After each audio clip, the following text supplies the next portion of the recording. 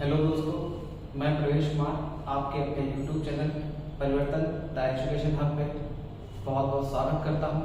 आज की इस वीडियो में हम लोग पढ़ेंगे पृथ्वी की आंतरिक संरचना। आखिर क्या है पृथ्वी की आंतरिक संरचना, हम लोग जानेंगे। चलिए शुरू करते हैं। पृथ्वी की आंतरिक संरचना, बात की जाए पृथ्वी की आंतरिक संरचना की, तो पृथ्वी की आंतरिक संरचना की सही जानकारी अभी तक प्राप्त नहीं हो पाई है, क्योंकि पृथ्वी की आंतरिक संरचना को अभी किसी ने देखा ही नहीं है। अगर अफ्रीका के सोने की खदानों की बात की जाए तो वहां भी 3 से 4 किलोमीटर तक ही पहुंच पाए हैं। इससे ज्यादा जाना अंदर संभव नहीं है, क्योंकि जैसे जैसे पृथ्वी की गहराई में लोग जाते हैं वैसे वैसे टेम्परेचर लगातार बढ़ता जाता है। अगर बात की जाए भूकंप या ज्वालामुखी से हमें 60 किलोमीटर से ज्यादा की जानकारी प्राप्त नहीं हो पाई है। कई सारे भूवैज्ञानिकों ने अपने अपने स्रोतों से अनुमान लगाया है कि कुछ प्राकृतिक स्रोत है और कुछ अप्राकृतिक स्रोत से उन्होंने अनुमान लगाया है।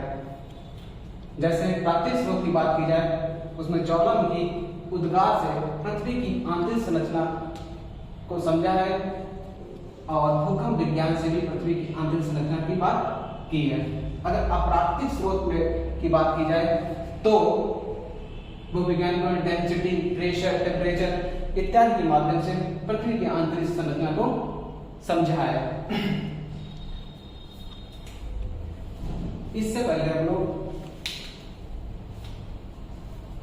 सबसे पहले डेंसिटी को समझ लेते हैं। डेंसिटी आखिर क्या होती है?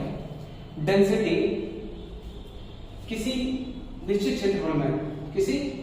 क्षेत्र में रखे किसी मटेरियल का जितना वजन होता है वही उसकी डेंसिटी कहलाती है। डेंसिटी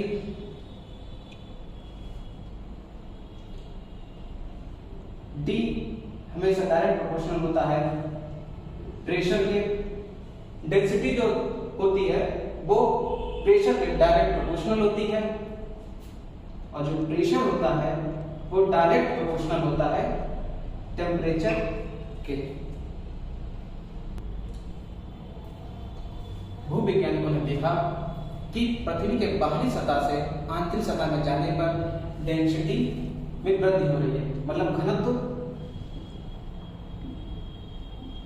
बढ़ रहा है। अगर घनत्व बढ़ रहा है तो प्रेशर भी बढ़ेगा, अगर घनत्व बढ़ेगा तो प्रेशर भी बढ़ेगा, जिससे कि पता चलता है कि पृथ्वी का जो अंदर का भाग है वो भारी धातु से बना हुआ है।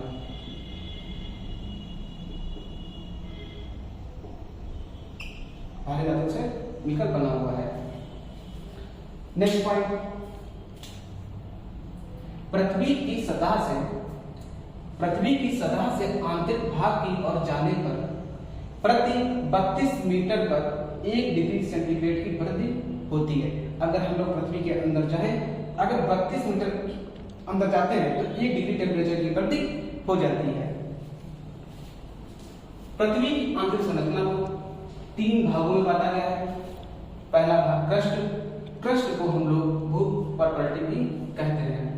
सेकेंड पार्ट मेंटल और थर्ड पार्ट क्रोड। अब हम इन चीजों को क्रस्ट, मेंटल और क्रोड को डिटेल में पढ़ेंगे। दोस्तों अब हम इसे डिटेल में पढ़ते हैं, क्रस्ट, मेंटल और क्रोड को। क्रस्ट ये पृथ्वी की सबसे बाहरी सतह होती है।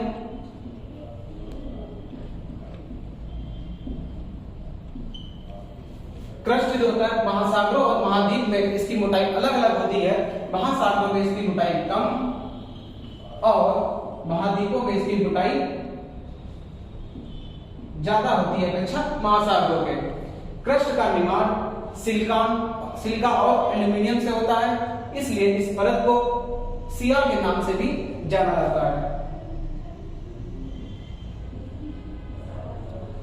सियाल के नाम से भी हम इसे जानते हैं। क्रस्ट को इस परत को लिथोस्फीयर भी कहते हैं।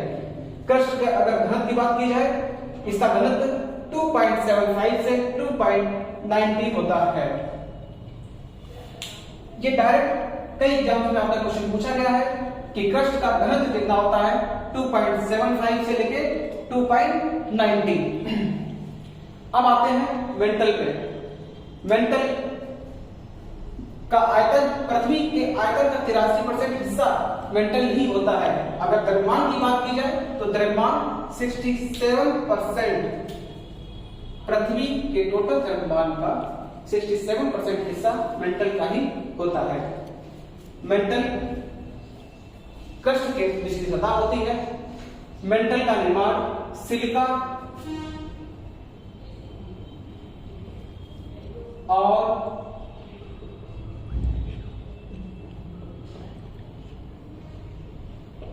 मैग्नीशियम से मिलकर होता है, इसलिए इस परत को सीमा भी कहा जाता है। मेंटल को हम लोग पायरोस्फीयर के नाम से भी जानते हैं, पायरोस्फीयर भी कहा जाता है।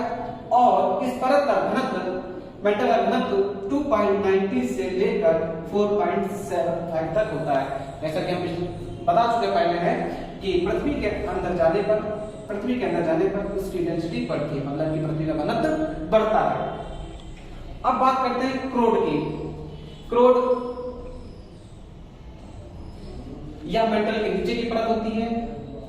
इसका निर्माण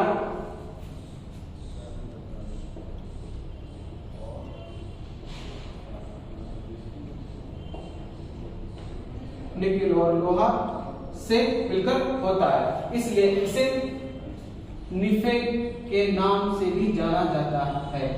ये कई बार क्वेश्चन पूछा जाता है कि क्रोड को किस नाम से जानते हैं, निफे के नाम से। इस परत को बैरोस्फीयर भी कहते हैं, इस परत को बैरोस्फीयर भी कहते हैं। आपको ये तीनों तो डायरेक्ट याद रखने हैं, लिथोस्फीयर, पायरोस्फीयर और बैरिस्फीयर। फिर भी बता देता हूं एक बार, क्रस्ट को लिथोस्फीयर, मेंटल को पायरोस्फीयर और क्रोड को बैरिस्फीयर के नाम से जाना जाता है।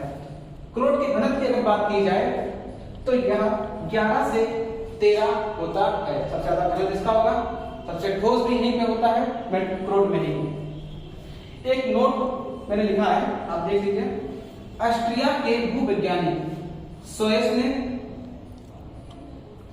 पृथ्वी की आंतरिक संरचना को 3 परत, सियाल, जैसा कि हमने बता चुके अभी है, सीमा और निफे के माध्यम से समझाया है। ये ऑस्ट्रिया के भूवैज्ञानिक थे।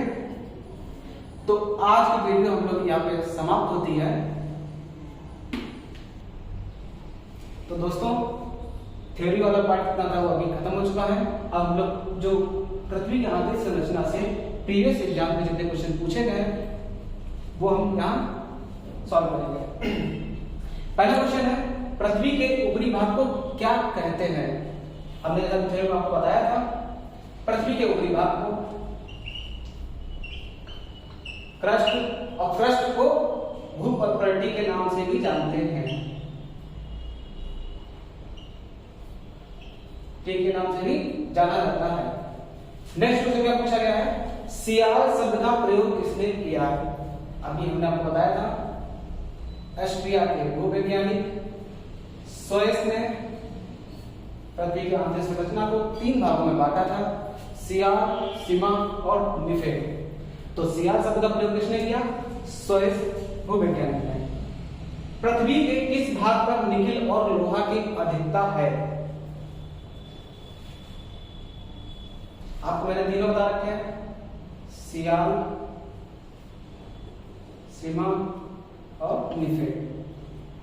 इस आपको पता चल गया होगा कि निफे किसमें आ रहा है? क्रोड में। तो नेक्स्ट क्वेश्चन की तरफ चलते हैं। भूपटल पर सबसे ज्यादा कौन सा तत्व पाया जाता है? भूपटल पे सियाल, इसे हम सियाल के नाम से भी जानते हैं। इसमें सिलिका और एल्यूमिनियम की, सिलिका और एल्यूमिनियम तत्व सबसे अधिक मात्रा में पाया जाता है। नेक्स्ट क्वेश्चन की अगर बात करें, पृथ्वी की आंतरिक संरचना को सोएस ने कितने भागों में बांटा है? ये पहले वाला क्वेश्चन है। दूसरा वाला, इसमें हमने बताया आपको कि सोएस ने पृथ्वी की आंतरिक संरचना को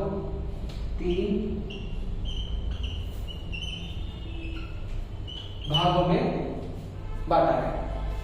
नेक्स्ट क्वेश्चन क्या है, यह क्वेश्चन काफी पूछा गया है, थ्योरी में यहाँ पर थोड़ा छूट गया था। व्हाइट ऑफ द अर्थ किसे कहते हैं? व्हाइट ऑफ द अर्थ किसे कहा जाता है? मेंटल परत को हम लोग व्हाइट ऑफ द अर्थ के नाम से भी जानते हैं। नेक्स्ट क्वेश्चन क्या है, किस परत को बेरोस्फीयर भी कहा जाता है? तो हमने बताया था आपको